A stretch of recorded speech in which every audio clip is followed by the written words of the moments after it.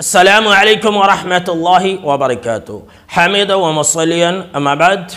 बिरादरान इस्लाम, आज मैं आप तमाम लोगों के लिए समाज और मुआशरे का एक सुलगता हुआ मौजू लेकर के हाजिर हुआ हूँ, और वो है कि मंगनी होने के बाद, रस्म होने के बाद लड़का और लड़की का एक दूसरे से फ़ोन पर बात करना।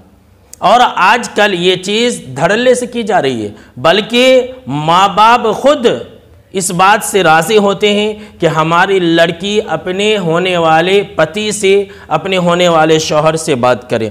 और जैसे ही किसी की मंगनी होती है तो रस्म ही के अंदर उससे बात करने के लिए एक बड़ा सा मोबाइल भी गिफ्ट किया जाता है, और ये कहा जाता है कि बात करने से एक दूसरे के दिलों में मोहब्बत पैदा होगी। तो सवाल ये पैदा होता है कि क्या ऐसा करना इस्लाम में जायज़ है? जी नहीं मेरे भाइयों और मेरे नौजवानों, याद रख लें कि ऐसा करना इस्लाम में जायज़ नहीं है। सिर्फ मंगनी होने से, सिर्फ रस्म होने से कोई जोड़ा ये मियाँ बीवी नहीं बन जाते।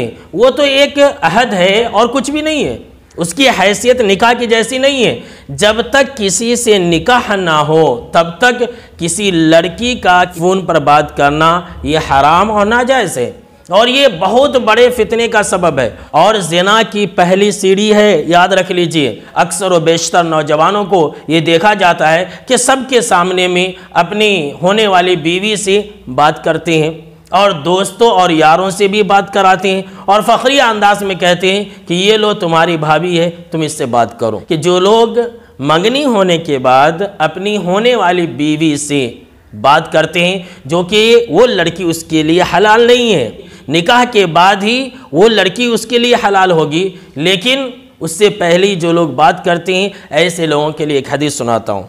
जो रात दिन 24 घंटे मोबाइल पर रहते हैं, ऐसे लोग ये हदीस सुने और इबरत पकड़े।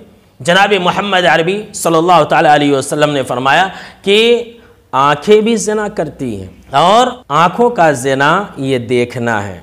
जी नौजवान हजरात, जो लोग ये काम करते हैं ज़रा गौर से सुने। मोबाइल पर सिर्फ बात ही नहीं करते हैं, बल्कि वीडियो कॉल भी होती रहती है, और एक दूसरे के साथ वो कुछ कर लेते हैं वीडियो कॉल के अंदर ही जो एक मियाँ बीवी एक दूसरे के साथ करते हैं। अस्तगफिरुल्लाह नऊज़ बिल्लाह, यानी कोई हद ही नहीं रहती है उन दोनों के दरमियान में।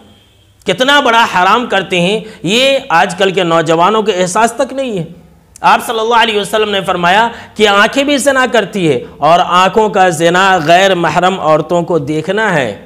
और जाहिर सी बात है कि मंगेतर जिसे नाम दिया गया है वो तो बीवी है नहीं, निकाह के बाद तक उससे कोई रिश्ता बनाना ये हराम है।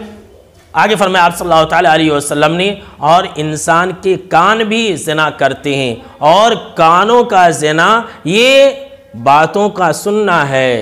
इतना ही नहीं, आप सल्लल्लाहु ताला अलैहि वसल्लम ने फरमाया और ये ज़ुबान भी ज़िना करती है, और इसका ज़िना बात करना है। सोच लो मेरे नौजवानों कि मंगेतर से फ़ोन पर दिन रात बातें करते हैं, कितना ज़िना करते हैं, इस बात का अंदाज़ा आपको है?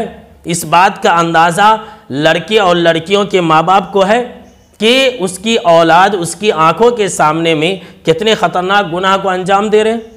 तो ज़रा सोचिए कि इस हदीस के अंदर आप सल्लल्लाहु अलैहि वसल्लम ने कितनी सख्त वईद बतलाई है। जो इंसान भी गैर महरम लड़कियों को देखेगा वो आंखों का ज़िना करेगा, जो इंसान भी उनकी बातों को सुनेगा कान का ज़िना करेगा, जो इंसान भी खुद बात करेगा वो इंसान ज़ुबान का ज़िना करेगा।